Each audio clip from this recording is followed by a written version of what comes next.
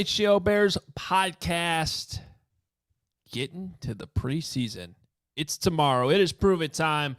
It is Adam Hoge and Greg Braggs Jr. on a Friday, previewing this game against the Titans. What's up, Braggs? What's up? Looking fresh cut there, Hoagie. Had to sneak it in. Time is limited during training camp, but I found a window. The Hoagie Meatball Show.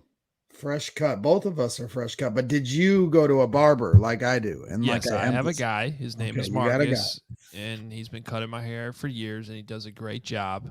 And I tipped him well because I said, hey, I got to get this done in about 25 minutes today because I got a show to get to. And this is literally the only time I could get in here all week. And that's what we do. We're here. That's right.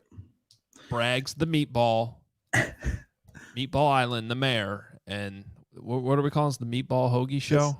Yeah, the Meatball Hoagie Show, or the Hoagie Meatball. Something. Steven had a great graphic. I put it on Twitter. We showed it yesterday. It's excellent. So before we get into football, though, I do want to ask you, because we haven't really touched on this as it got announced. I don't mean to call an audible on you, but at the same time. You sound like you're like whispering right now.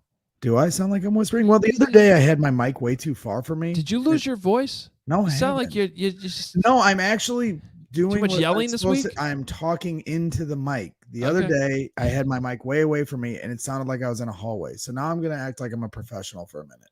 Wow. Yeah, I know. Big. Well, let's slow down here. So the question I have, and we haven't brought it up on the show yet, the Bears changed their primary logo from the C to this bear on my head here, which I like a lot, but I find interesting. And have you gotten any indication? I mean, I know we're busy covering the team itself, but I'm just curious, and maybe this is something you can ask around, but like, what does that mean?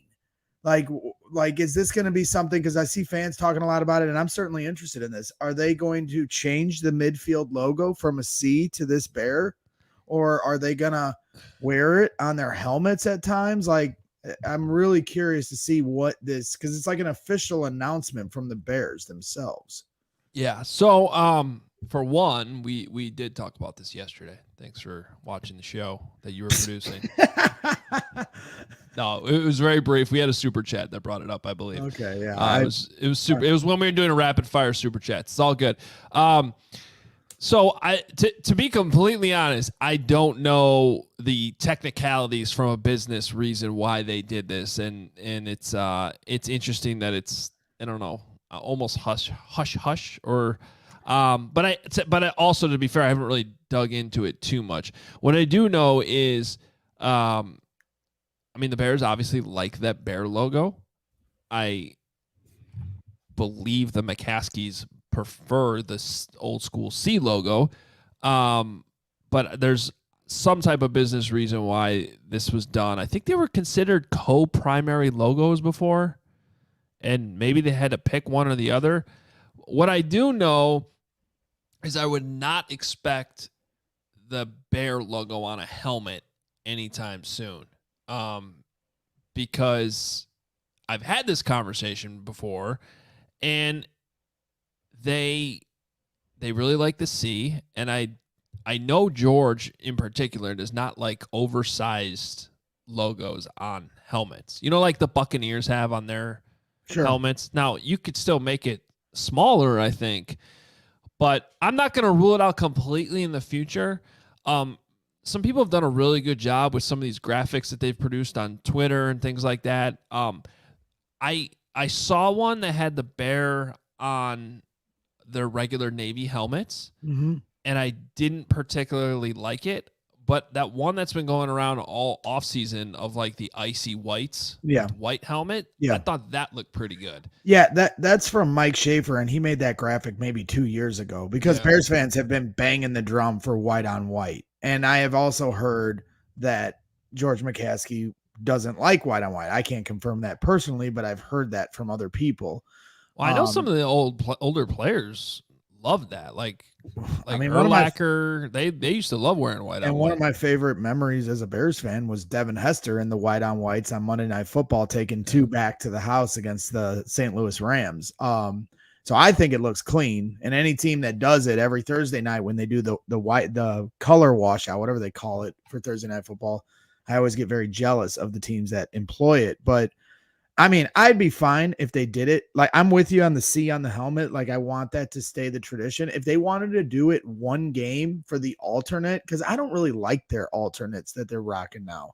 I would go with something where they put the bear on the helmet for one game in a different alternate jersey, because I'm not in love with the new one they've had the last few years. Well, which one are you talking about? The orange or the old school?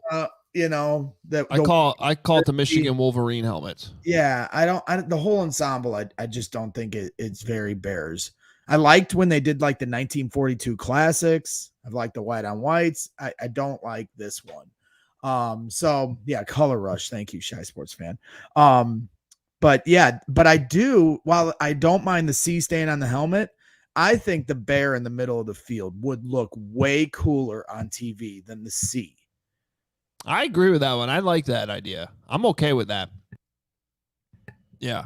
But you also have to have the field look good to begin with. Well, and then the other question I was going to have, and this might be a really stupid question, but I'm going to ask it anyway because I'm a really stupid person. So the paint, when you're painting a giant logo like that, does that change the field conditions? Oh, well, that's actually a real thing. Remember that was an issue in the Super Bowl. Remember, they were slipping on the painted That's what I was going to say. Yeah, of the Super Bowl. field. So it wasn't a stupid question. I did it. I did it. No, that's a great question, Braggs. It's a real thing. Yeah, don't you remember the Super Bowl? The conditions. I mean, the field conditions weren't great. The fake sod father, as I call him, because he's not the real sod father. Well, in NFL circles, he is. Toma. There was a lot of drama there. He didn't want to take blame for it, and whatever. But they were slipping on the painted areas of the field, and obviously a bear logo would be bigger than the C. Right. I think of it like LSU, the big tiger logo they have at the 50-yard line. Mm-hmm. That would be. But so if it wasn't like natural grass and it was like these different turfs where you could, put it in there. I know we're going long with this conversation, but I am very curious about it, and I know it's your show, Braggs. I'm sorry, yeah. I call it an audible. I mean, normally it's the audible show. Right? Well, so Braggs, audible here. Read this super chat. Why don't you? Okay, so Chris Pagaro says for $4.99 super chat, I think the Bears should go white on white with the white socks, orange cleats, and the orange helmet.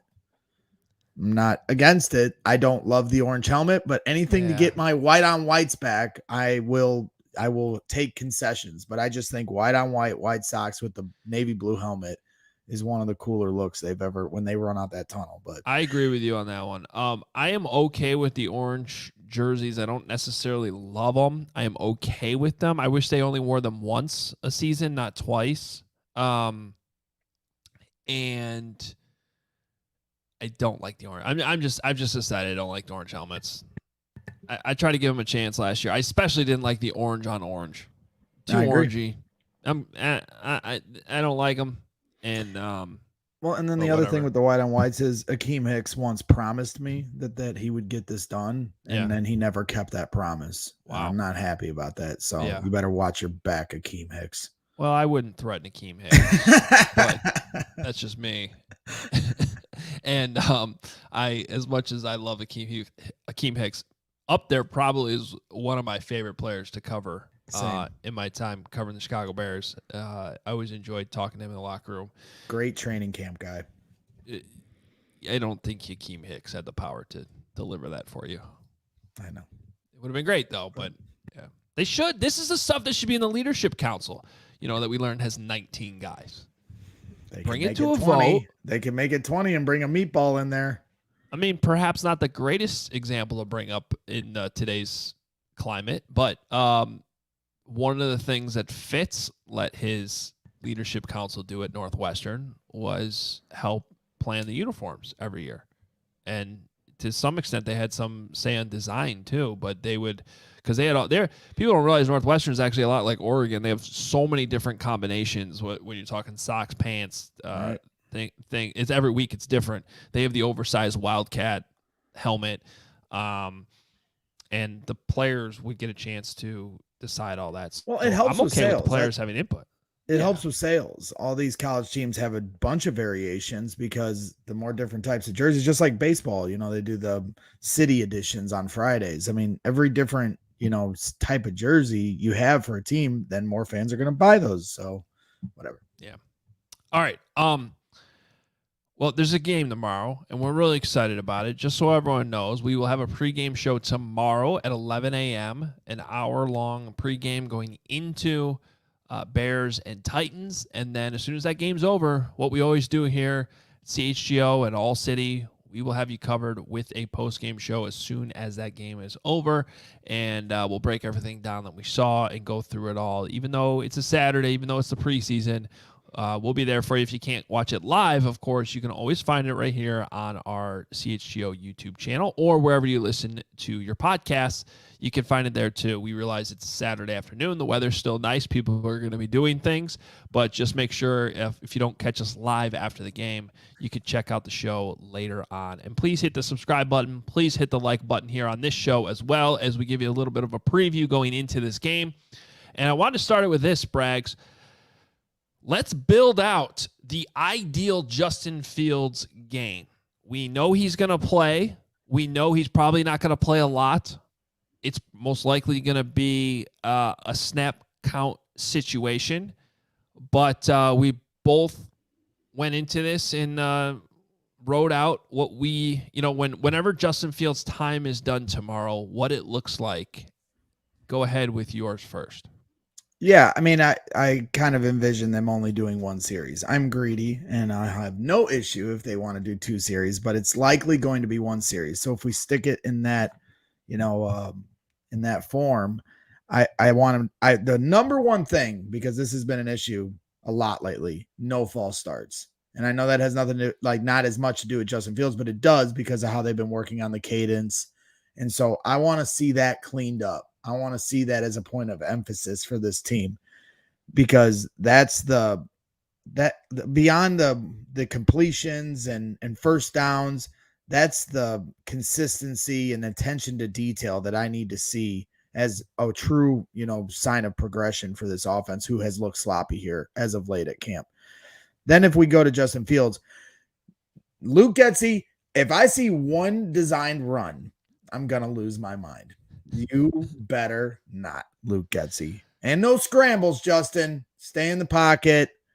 Just grip it and rip it. If you get outside the pocket, keep your eyes downfield, throw it out of bounds. And if there's nothing there, but we don't need you going for 40 yards. Save that for the season. Now for his passing, 4 of 5, because I imagine they're going to take a kneel down because they've ruined kickoffs in the NFL. And so they're going to start at the 25-yard line. So I want Justin Fields, my ideal series for them, 4 of 5 for 45 yards passing and a touchdown to DJ Moore will get me the most excited, because this is what we have seen the most at camp, is that connection. And I want every Bears fan that hasn't gotten to see it in person yet to see this on TV, because it is a lot of fun to watch. Then the other yards are going to come from 30 rushing yards for Khalil Herbert and a long of 22 on one of his carries, which would then match the amount of 20-yard carries that David Montgomery had last year. Had to throw that in there just to mess with you, Hoge. Oh, I see why you did that. Yeah, because I was wondering what that had to do with the quarterback, but now I see. We had to get the other yards, and Justin's a part of calling the plays. So what if he calls an audible out of a pass to a run, sets up 22 yards for Khalil Herbert? Mm-hmm. It's all encompassing. I like your boy Boogie. Just said 1 for 1, 75-yard bomb. Great day. That just ended right there. First, as exciting as that would be, and how much I've been talking about, we just haven't seen enough deep passes at training camp. For the progression of them to get ready for week 1, honestly, that may not be the greatest thing for them. They need a full series to get down the field and work on these different things. So while that would be great, if they do hit 1 for 1 for 75 yards, then I would prefer them to come out for a second series. Yeah. Well, so that's why for me, I just did a snap count, 15 to 20 snaps. I like the idea of 2 series regardless, but certainly if they go 3 and out, or even just 6 plays and out, that's not good enough for me. He's got to come out and do more. So 15 to 20 snaps. clean operation, similar to what you said. Just no penalties. Definitely no sacks and no turnovers. Can't happen. I am not against the idea of them sprinkling in a QB run in this game. I know it sounds crazy, or if he scrambles, but my rule on that is it better be a run he's not getting hit, or Justin better know he's getting down, even if it's just 3 yards, whatever. So we all know the hits principle by now. My principle tomorrow is the 0 hits principle. Do not take a hit, Justin Fields. Come out of there with a clean jersey. And then I put in a 70% completion percentage, whatever the amount of throws are. I think you definitely got to sprinkle some throws in there, especially think about what Matt Eberflus has said. This has been an emphasis on the passing game so much. Well, you got to carry that over in the games now. All these 7-on-7s, all these extra periods that they've been doing. Well, now carry it to the game. So I think this team can run the ball well. That's fine. And you're going to obviously try to get some of that off the play pass and things like that. But test Justin Fields in this game, see what he can do from a passing perspective. And I want to see 70% completion percentage, no matter how many throws, even if it's just like 5 attempts. And then for me, it's not necessarily a deal breaker. I don't have to see a touchdown, but as a bonus, yes, it would be nice to see either a touchdown pass or a run. I'll take a TD run from Justin Fields anytime, and that's how I would build my ideal Justin Fields game against the Titans. That sounds great. All right, Riot. I'm assuming we go by Riot here. I would rather them get their reps and a touchdown and go to the bench. It's not about looking good. It's about live reps and seeing if they're where they want to be. Yeah. I mean, it's nice to look good, though, doing it. I'd rather see them get those reps and execute than not execute. Well, as my guy B. Schultz said on Twitter, and I thought it was a very good point, nothing matters in the preseason if they don't do well, and everything if they do. You're not. It's just the rationale of fans. Yeah, I think we learned that that's not the case last year against the Seahawks Yep. when I came out of that game thinking the Did Seahawks. Did you get your football fix last night and watch Seahawks Vikings? Little bit. I watched like the opening series for both teams and then went to bed because I was exhausted. But I saw a decent amount. I was watching Malik Cunningham tear up the Texans late in that game. That's an interesting player on the Patriots because they've been repping him at wide receiver, but then Bill Belichick gave him a series at quarterback, and he went right down the field with his legs and actually made a really nice throw that should have been like a 25-yard touchdown. His receiver dropped it. Out of Louisville, right? Yep. Yeah. Very undersized, like Lamar Jackson light. He impressed me at the combine just with how he was answering his questions and explaining his process and stuff. And it was certainly somebody that I was curious if the Bears would be interested in. Then they got PJ Walker. Well, they didn't. Yeah, well, they signed PJ Walker. But right. Malik Cunningham is their equivalent of Tyson Bagent. A little better than Tyson Bagent. Well, right? all I'm saying, he's like that developmental guy that's probably going to end up on the practice squad. And Gary made me aware that Holton Ahlers went 4 for 4 with a touchdown. This is Carm's crush from the draft process. Holton Ahlers. I'm sure we're going to hear that from Carm tomorrow on the pregame show. We should. We should have a Holton Ahlers segment every week during the preseason. The Ahlers guide to see what he did. Yeah, the Ahlers guide. It rolls right off the tongue. Yeah. All right, we'll get to some more super chats and we'll talk about some of the players that we think have a lot on the line in this game.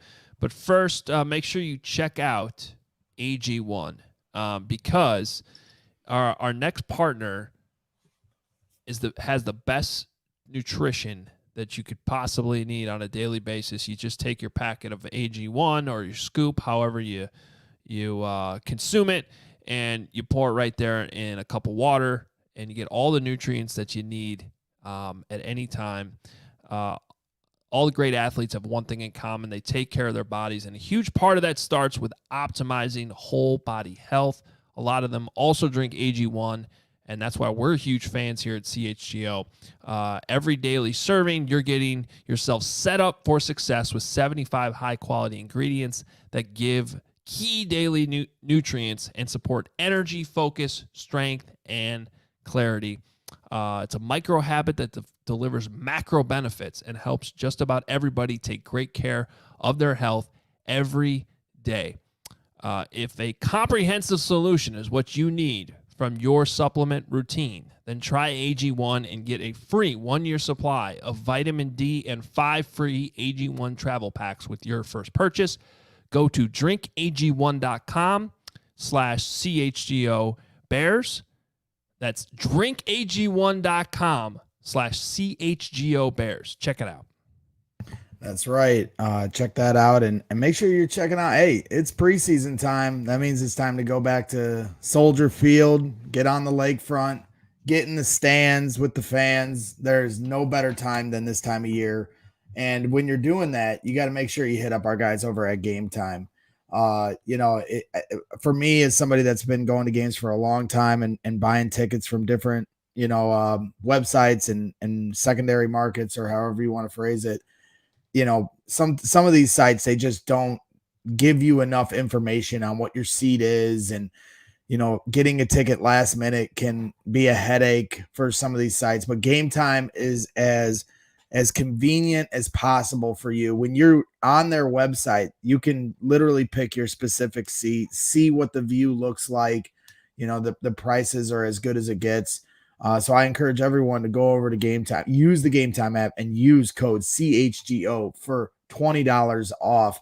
Like I said, this is just the best time of year to be getting tickets. Go to a preseason game at Soldier Field. If you have a young family, and some of those regular season games can be, a little harder to take the young ones. Preseason games are a great environment for that. So, use Game Time. Buying tickets to your favorite events shouldn't be stressful. Game Time is the fast and easy way to buy tickets for all the sports, music, comedy, and theater near you. With killer deals on last-minute tickets and their best prices guaranteed, you can stop stressing over the tickets and start getting hyped for the fun you'll have. So go over to Game Time. All right, before we dive into some of these players, Lawrence, let's hit some super chats here. They're flying in today. Whichever ones you want to throw up on the screen, we will address them really quick.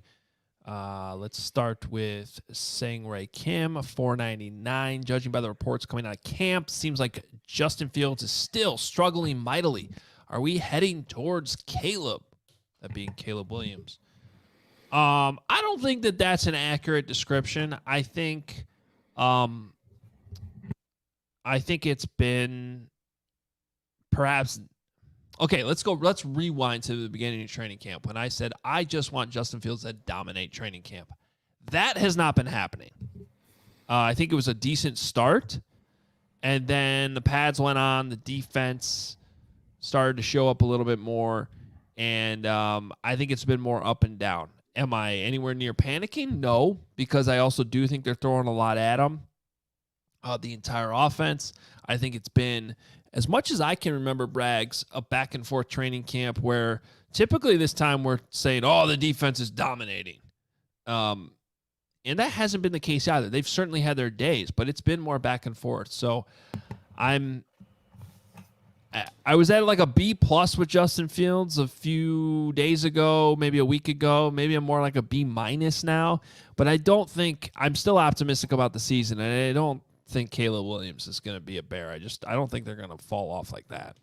Yeah, that's definitely a bridge too far. Have the last 2 days been really bad, downright awful? If you really want to go full hyperbole, yeah, it's not been pretty. You can use a myriad of excuses to explain why that is, from the defense knowing the plays, and they're not game planning against the defense, and they're trying to work on this, that, and the other. There's literally 20 more excuses I could make. At the end of the day, they just haven't looked good. They've had drop passes, false starts. It's just been sloppy, and we hope they clean some of that up for tomorrow when they're taking on the Titans. But no, I'm with you. It's been a back and forth thing.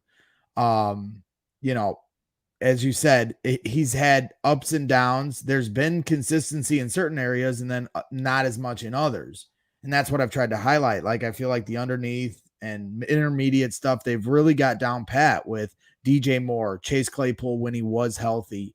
even Darnell Mooney's starting to get into the fold here recently. And I think most importantly, his health is the most encouraging sign. The tight ends I thought have looked solid the entire camp. Cole Kmet and Robert Tonyan have made plays consistently. So, but there hasn't been that many deep passes. There's been some. So, and there's been overthrows by Justin Fields. There's been, sacks taken by the offensive line. So no, I'm with you. I'm excited. I think what we've seen from DJ Moore, and if Chase Claypool's hamstring is not that serious and he can get back here relatively soon, those are things that will translate when the season starts. And they get separation from corners and off the line of scrimmage and have talent that we did not have last year, which is only going to make Darnell Mooney more deadly. So no, I think Justin Fields is prime for a big season. All right.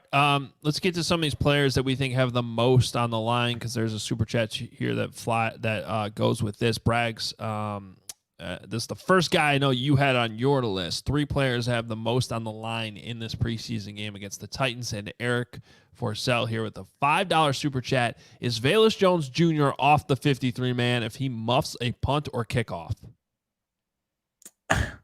It's not going to help his case, because that wide receiver room is tightening up. But I think he's not going to have a huge leash, especially on punts, or trust for them. That he's got to prove that trust. He's making his catches. I haven't seen him drop a punt at camp yet. But I also take naps during special teams drills, as I joke about on Twitter. But at the same time, he hasn't had any of those moments. I haven't seen anybody report on any of those moments for Velus. But when the bullets start flying and you got a gunner right in your face, that's when we're going to find out if he's catching punts. But I think ultimately they want Velus Jones to make this roster because he has the kickoff returns locked down. And if he can own the punt returning, I don't think they, as good as I think Tyler Scott could be as a punt returner, I don't think they want him in that role. Yeah, I think they want it to be Velus Jones, but I think they are. I think it's on the table for him to be cut if he cannot secure the punt return job too. To me, his job security is it's got to be both. He's got to be able to do both. Same way Devin Hester did both. This one guy doing one and the other guy they wanted it to happen last year and he couldn't do it. Now's his opportunity again. I agree with you. I also had Velus Jones on my list of 3 players with the most on the line because I think I'm not going to say he needs to have a perfect preseason, but I think it's got to be a zero tolerance policy with the muffs. He's got to catch the punts. Absolutely, it's fair to put the pressure on him. And I guess the one question is like, what is Dante Pettis' standing with this team? Because he hasn't been there. He's been on the non-injury inactive list. Non-football injury. He did return to practice yesterday, and I doubt with one practice that he'll be playing tomorrow. But hopefully by next week, maybe he can get out there. Because that's a numbers game. Yeah. But there's some interesting guys, Doris Fountain, Aaron Cruikshank out of Rutgers that have, you look at them and like, oh, but they're also like the true definition of camp hero type players. Like, and this year we have such good wide receivers. We're not falling in love with those camp heroes this time around. All right. Give us your next guy with the most on the line. Yeah. Most on the line is definitely Trevis Gipson. When we talk about players, it's kind of twofold. Who's got the most on the line and who's going to play a lot in this game. And Velus is definitely going to play a lot. Trevis Gipson is definitely going to play a lot. And this goes without saying. I think these are the 2 most obvious surprise cut candidates because they fall under that definition of players that are relevant enough to actually be a surprise. And Trevis Gipson, when they released this unofficial depth chart, was listed as 4th string behind guys like Terrell Lewis, who have really flashed at camp. So it's going to be interesting, and he's going to get a lot of reps. And the one way he can change the narrative of what's happened here with pass rushers is to have a really good preseason, because camp is only half the story of the evaluation process as you lead to the regular season and cut day. How you play in games has value to these coaches. Yeah, and I'll go with another lineman, but this one on the offensive line, Alex Leatherwood, who appears to be one of the favorites to be a backup guard. He's been worked in there when Nate Davis and Tevin Jenkins were both out. Alex Leatherwood's been in there, so I think that these are big games and big reps for him to secure a spot, because I don't think he's necessarily safe on this roster. And so I would put him as another guy who needs to have a really good preseason when he gets a lot of reps here. And I'm excited to see him because they were still trying to use him as he's worked at both guard spots, both tackle spots since he became a Bear last year when they cleaned him off of waivers. But I really think his ticket needs to be at guard, and they've narrowed that down to him playing guard at this point, and I want to see what he can do.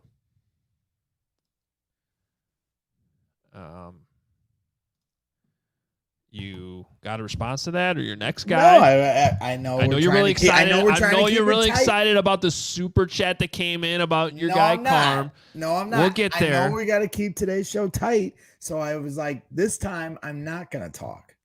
Okay, well, give us your next guy.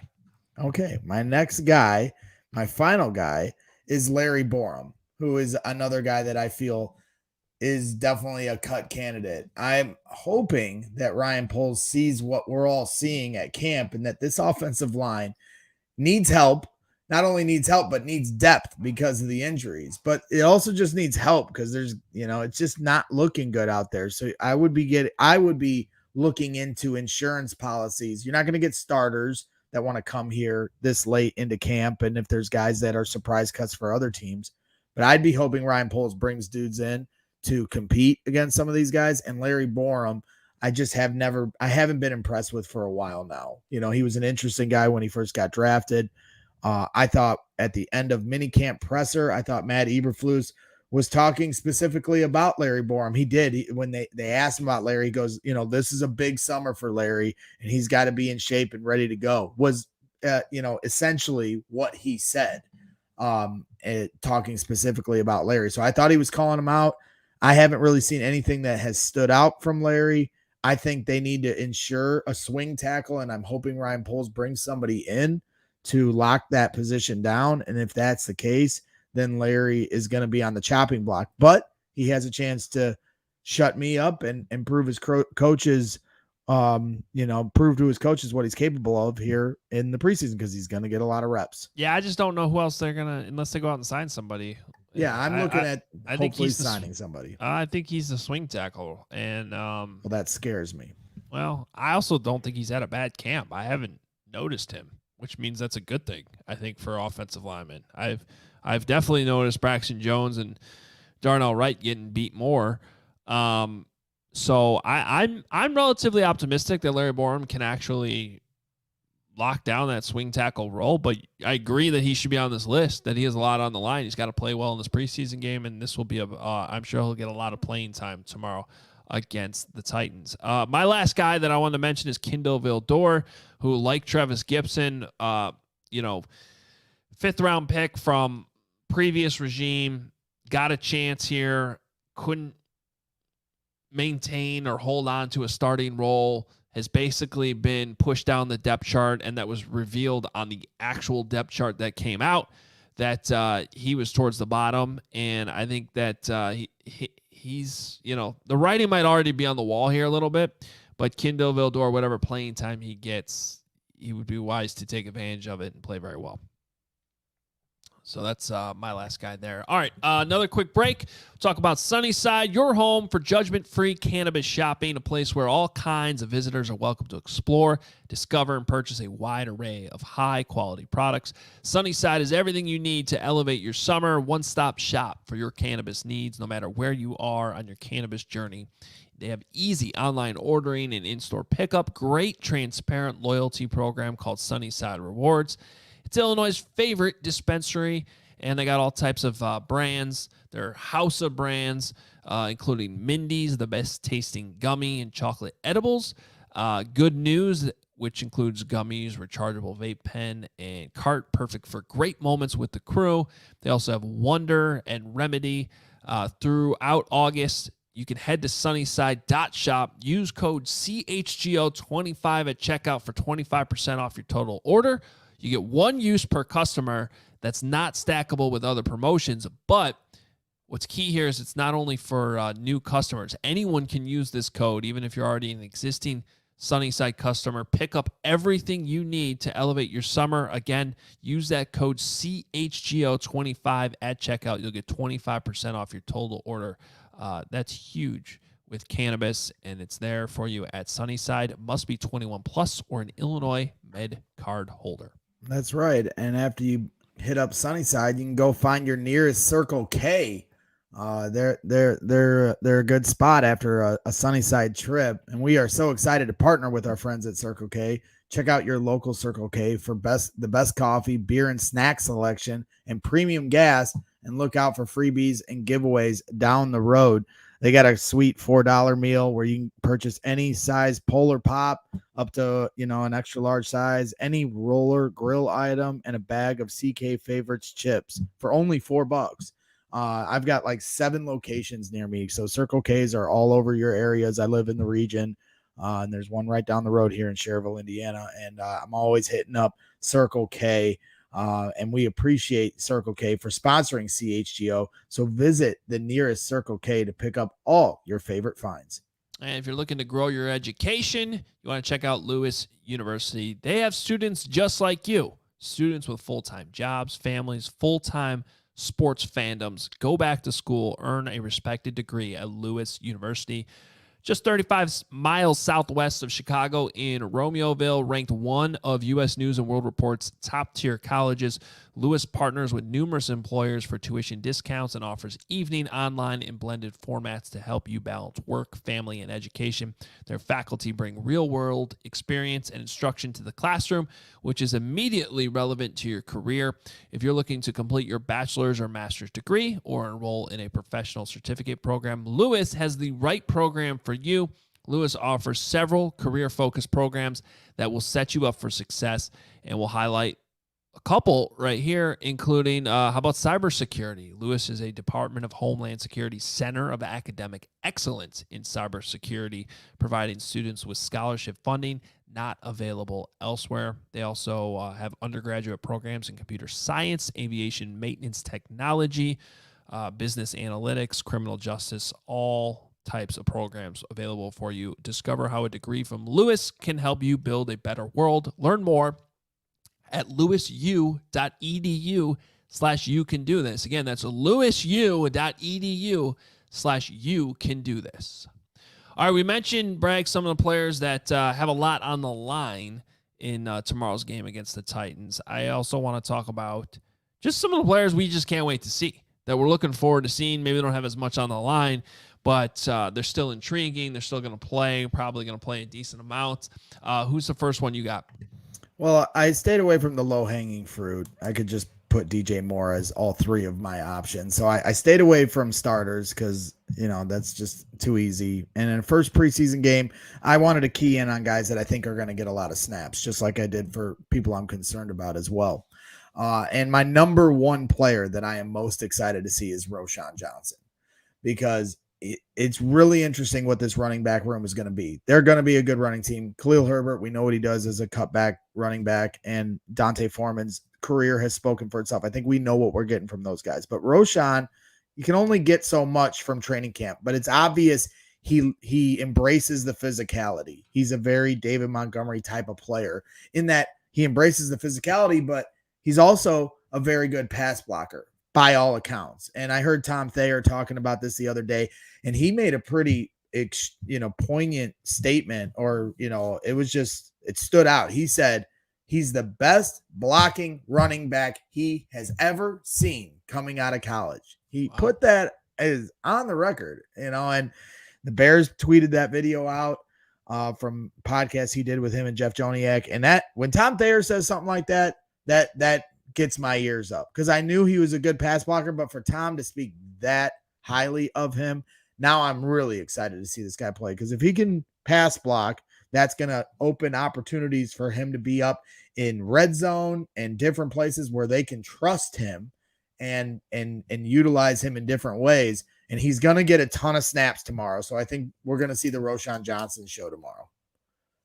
I like Chubbs 82's comment. Let's give him the blocking running back MVP award.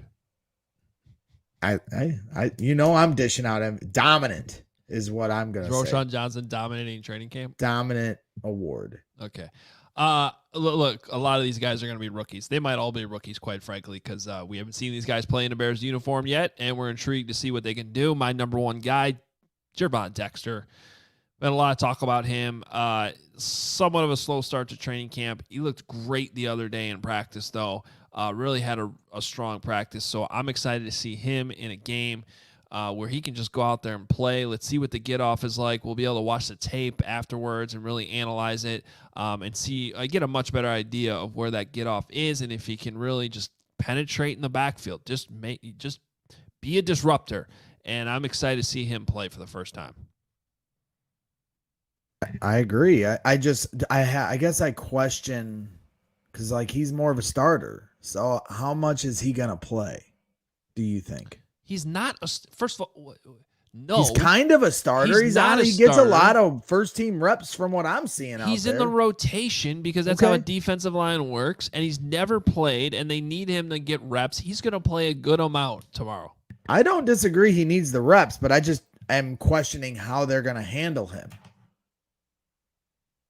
Roschon doesn't get that many first team reps. First of all, know this about me. I'm the one who determines who plays and how much. Okay. So he's playing, damn it.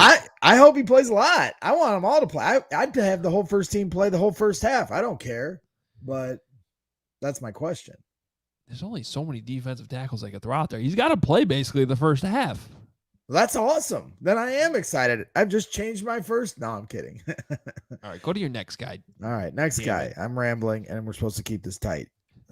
So Tyler Scott, obviously, this is an easy one. But again, a guy that's going to get a lot of reps. He's been playing a lot of the second team. He sprinkles into first team every once in a while. So I'm hoping PJ Walker can look like he did here the last day of training camp yesterday, because he was throwing the football much better than we had seen over the last couple of weeks. And people, I think downplay the importance of how well PJ Walker's playing, but it's important also for a guy like Tyler Scott, who needs these quality reps and getting the football delivered cleanly, so we can see just how, put on display his ability to separate, because he has a very good ability to separate and find open spaces down the field in the intermediate. So I am very excited to see Tyler Scott tomorrow. Yeah, I am too. I think when you look at, I'll give you another reason why I'm excited, because if you watch those games last night, all the talk was about Tank Dell and Jordan Addison and all these young wide receivers. We knew this was a deep wide receiver class coming out, and a lot of the guys that we spent a lot of time talking about. By the way, Jordan Addison's going to be a problem in Minnesota. That's a problem. Him and Justin Jefferson, that's a problem. He was my favorite player at the Combine, and that was just from talking to him. I understand that wasn't about football, but he was a very impressive individual, just being able to speak to him man to man. So since some of these guys are showing up in these games, they're getting a lot of run because they're rookies and they need to do it. Tyler Scott, come on down. We've seen it. I don't want to see any drops. I want to see him get open like he's been doing, and I think he has a potential to have a pretty good game. So, and that question there from hold Alex, on to the football, though. He's had a lot of drops. Alex says, do we think we see Tyler Scott taking some returns too? Wouldn't surprise me. I think at some point in the preseason he will. I think he's in line to get a couple. Well, I compare him to Johnny Knox, and Johnny was pretty good at returning the football, even when Devin was around. All right. So we're in agreement there at Tyler Scott. Who's your next guy? Yeah, my final guy here is Noah Sewell, another guy that I think is going to get a lot of run tomorrow. I feel like here in the second half of camp, he's really started to come on strong, showing physicality as a guy was coming across the middle on one of their padded days where it was more physical. He laid a guy out coming across the middle. I think it was the tight end, John Carlson. And that showed me something. He's known for, coverage in certain areas, and I've seen him close really well. At one point, there was a play that was deep downfield, and it was taking a minute to develop, and all the DBs and all the receivers were like 30 yards downfield, and then Justin Fields went to check down to the running back, and I think it was Khalil Herbert, and it was wide open spaces, but Noah Sewell sniffed it out and closed very fast to make it a tackle for loss. They blew the play dead. And that was one of those things that really stood out to me. It was like, okay, he's understanding where he's supposed to be looking. And then he showed the closing speed there too. So I'm excited to see Noah Sewell tomorrow.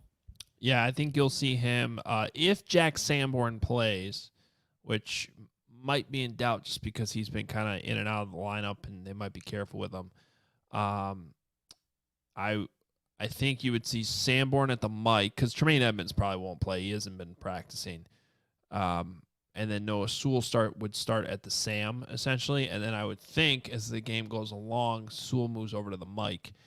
And just getting an opportunity for him to play multiple linebacker positions and sort of take charge of the second-team defense probably in this game.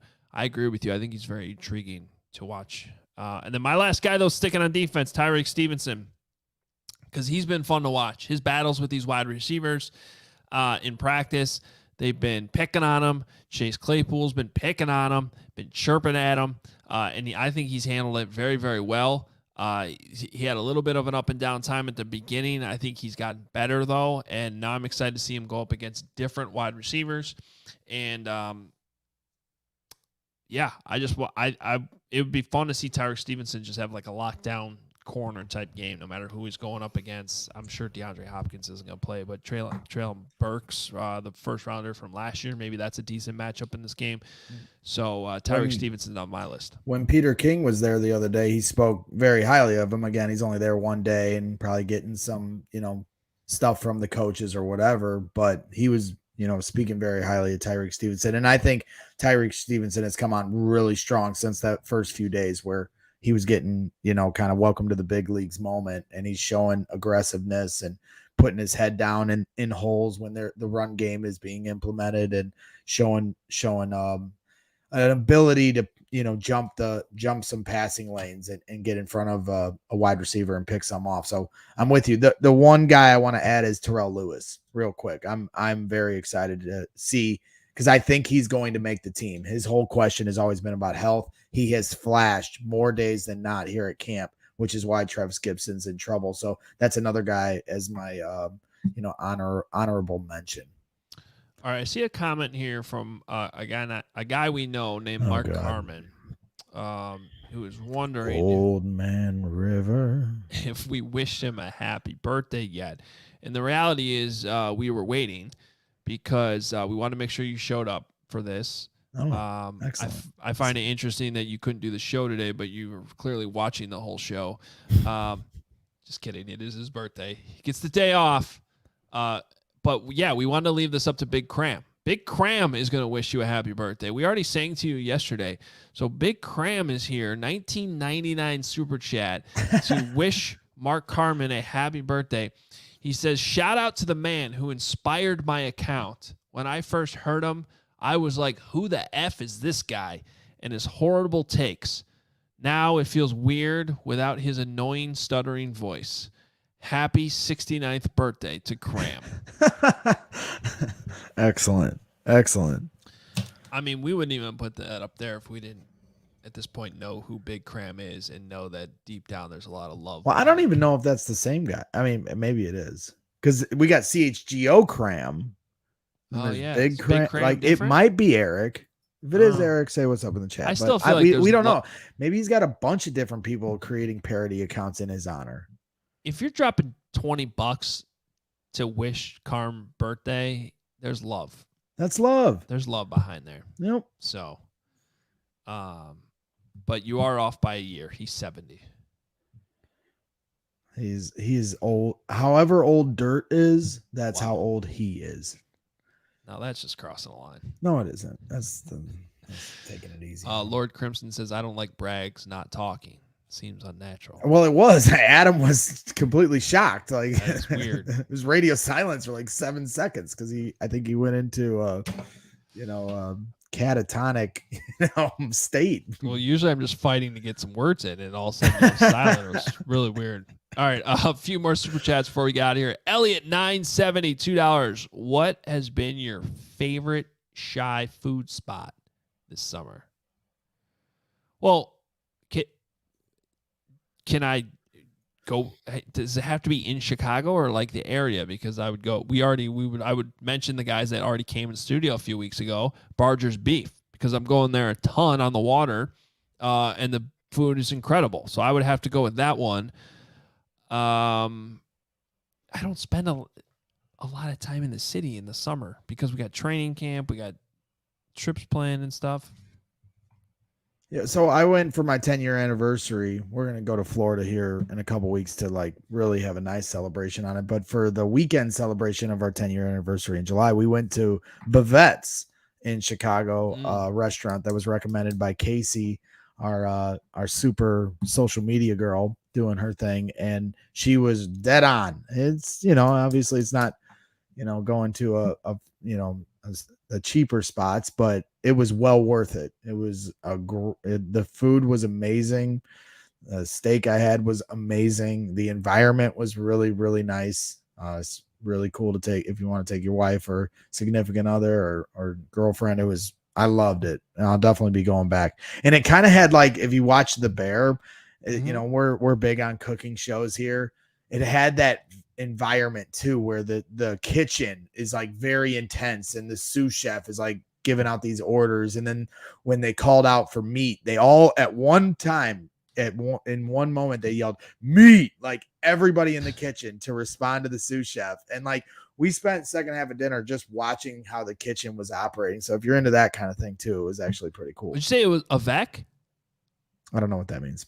No, what was the restaurant? Bavette's. Okay, gotcha. I got confused with the Vec for a second. I believe a certain Brandon Spano tried to go there last night. I'm not sure if we got an answer. Did he get in? I don't know. I personally just got the best text ever from my wife, who said, "Hey, I'm going to Portillo's. Would you like something?" Yes, nice. Please. That's amazing. Now I want to go to Portillo's when the show's over. Yeah, because I'm starving. Speaking of getting the show over, I got Portillo's coming. Let's get this thing. Let's go. I like it. All right. Well, you put up the super chats then, Lawrence. Big Cram says 199. Y'all haven't met me yet, and now I'm creeped out. So it's not Eric. So now Carm has multiple parody accounts in his honor. Yeah, that's love. That's love.